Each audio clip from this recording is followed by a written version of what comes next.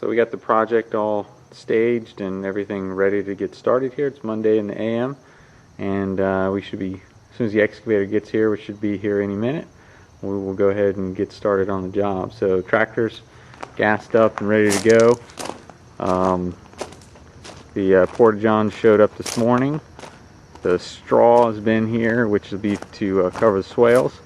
The gravel's nice and staged, so basically the drain pipe's going to go here, and I staged the gravel deliveries where we've got the 2B stone here, which is going to be for the drainage.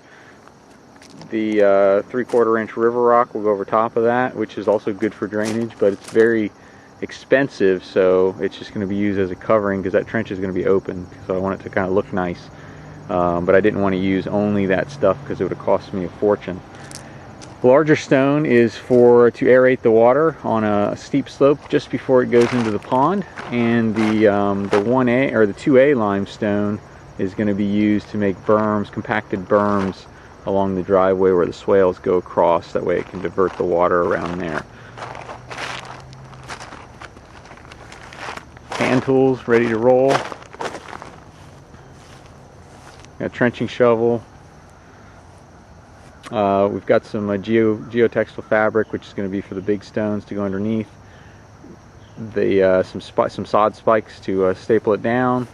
Drain sleeve to keep the sediment out of the drain pipe, and an end cap, and then also a little graded cap so nothing takes up residence in my pipe.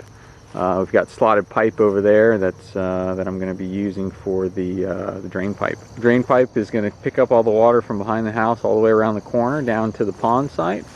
Rototiller is going to be used for tilling in the sodium bentonite because my soil is not clayey enough for sealing up a good natural pond. So this is the pond site here. We've got the sodium bentonite already staged, ready to go. I think we've got, believe it or not, that's actually 11,000 pounds of sodium bentonite. Skid steer is going to do a lot of the digging out of the pond along with the excavator. So this is the beginning stages of the pond excavation, and we're stripping the topsoil at this point, trying to leave the pegs intact so that way we know where the pond wall is supposed to be, so we don't have to completely remeasure everything. But we're stripping the topsoil so that way we can reuse it to dress the dam walls and the shoreline and the areas around the pond. It takes hundreds of years to build topsoil, so you don't want to just throw it away or bury it underneath the subsoil. So once we're done stripping it off, we're just piling it up over here in front of us, a berm. That way there's no runoff problems, and we'll reuse it at the end of the job.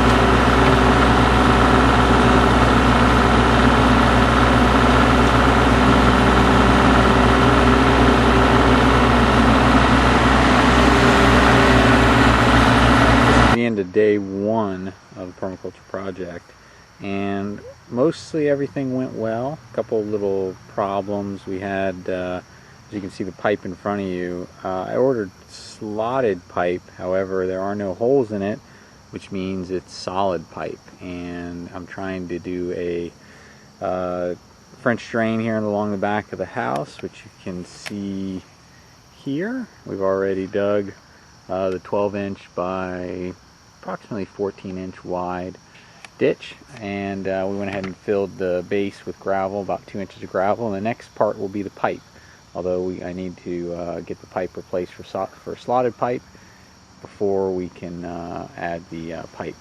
The electric conduit trench has been dug as well, so we're going to have electric running from there. It'll hook up with the drain pipe here and make its way around to the pond shore, so that way we can aerate the pond and have the electric for that. We tied into this swale here, which we'll fill in with biomass later on. It's not a top priority now, but I will get to that. And we'll dress the berm with some topsoil and then get that seeded and planted.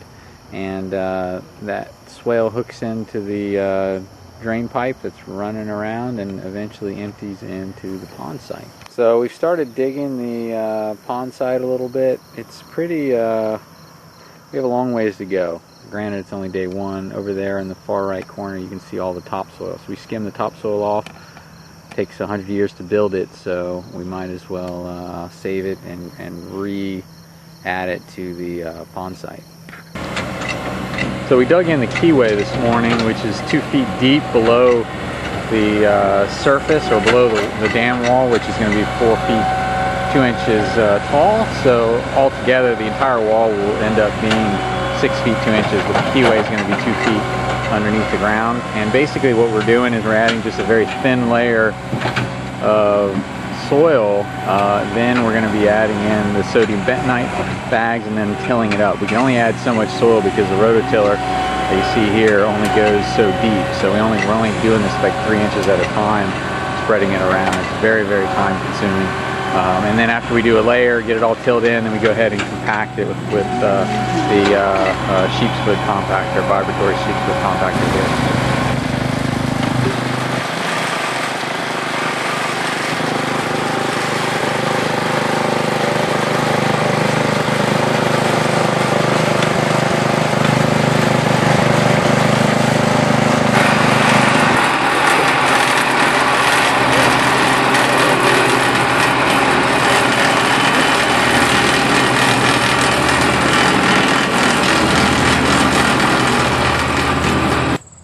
This is the end of day 2 of the pond and swale construction.